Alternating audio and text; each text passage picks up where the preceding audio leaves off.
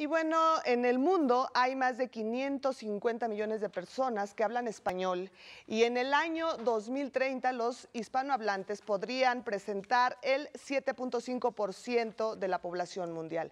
Estas cifras, bueno, pues fueron publicadas por el reconocido Centro Lingüístico Instituto Cervantes de España en el informe El Español en el Mundo 2015. David Fernández es uno de los autores de esta investigación que se publica cada año y está con nosotros vía Skype para hablarnos más sobre el panorama lingüístico del castellano. Muchísimas gracias por atender esta llamada.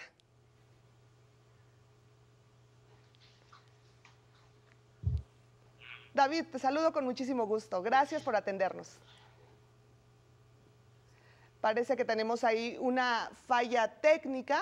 En un momento estamos intentando restablecerla. Ahí ya lo tenemos. David, qué gusto saludarte. Muchísimas gracias.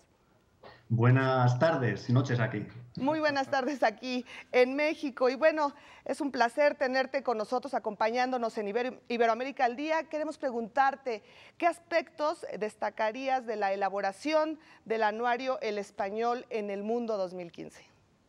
Bueno, qué duda cabe que yo creo que el dato fundamental es que presenta un censo actualizado de los hablantes de español en el mundo. Esto que parece muy sencillo, así decir, por ejemplo, que tenemos 560 millones de hablantes en el mundo, es un censo muy difícil de elaborar realmente y muchas dificultades tienen que ver sobre todo con la definición de conceptos fundamentales, como, por ejemplo, qué es lengua materna, qué es bilingüismo. Los lingüistas no acaban de ponerse de acuerdo sobre este tipo de conceptos. Y otras dificultades, por supuesto, la naturaleza necesariamente cambiante de la realidad que queremos cuantificar, ¿no? Pero si hay un elemento que yo destacaría es, más que la foto fija que presenta de los números de hablantes, es que este informe tiene una periodicidad y es que el hecho de que se elabore todos los años lo convierte en un instrumento, desde mi punto de vista, privilegiado para analizar las tendencias o localizar las tendencias del español global y ver un poco cuáles son sus fortalezas y cuáles sus debilidades. Y sobre esa base, por supuesto, diseñar los instrumentos necesarios para aprovechar las oportunidades y también hacer frente a las posibles amenazas, por supuesto.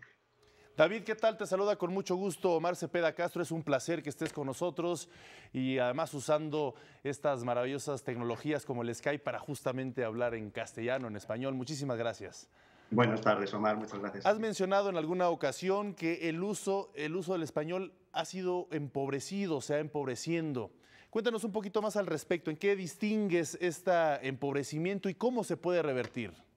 Bueno, en realidad yo no he dicho eso. El otro día cuando presentamos este anuario precisamente fue el director del Cervantes el que mencionó el uso empobrecido del español, ¿no? Yo soy más de la opinión de que el español es muy difícil juzgar si está empobrecido o enriquecido, ¿no? Porque los criterios no están muy claros, ¿no? Yo creo que la lengua es de los hablantes y evoluciona por vericuetos y por senderos que muchas veces son inescrutables, ¿no? Como diríamos. Entonces la lengua es, por supuesto, de los hablantes y muchas cosas, aunque desaparezcan estructuras, léxico, vocabulario, después aparecen otras nuevas que vienen a enriquecer el idioma finalmente, ¿no? Entonces yo no estoy muy de acuerdo con esa percepción de la lengua como empobrecida, simplemente que está cambiando porque la naturaleza, como he dicho anteriormente, es cambiante, ¿no?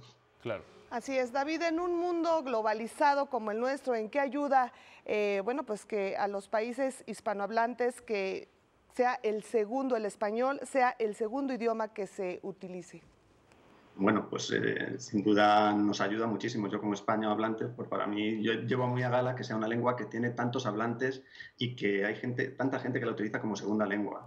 Pero, dicho esto, hay que decirlo con las debidas prevenciones y una de ellas es que yo creo que es una asignatura pendiente del español que sea una lengua global. Tiene la virtud de tener una demografía muy potente, pero tiene el defecto de ser una lengua principalmente nativa desde mi punto de vista. Entonces se habla poco como segunda lengua. Doy un dato curioso para ilustrar lo que acabo de decir, ¿no?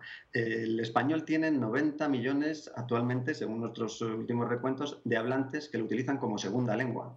El inglés tiene 510. Claro.